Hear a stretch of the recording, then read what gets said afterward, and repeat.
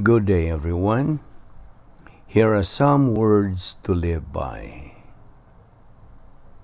Grace is all that God is free to do for man on the basis of what Christ has done at the cross. Our knowledge of God's Word will determine our reactions to everyday life.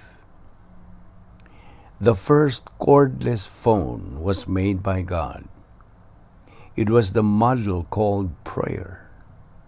It will never lose a signal. The recharging is done by God.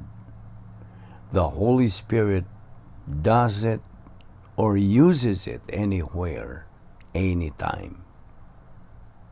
If you are always opening your Facebook to find out if there are new messages, why don't you open the Bible, where you can find a lot of messages that are fresh and full of hope?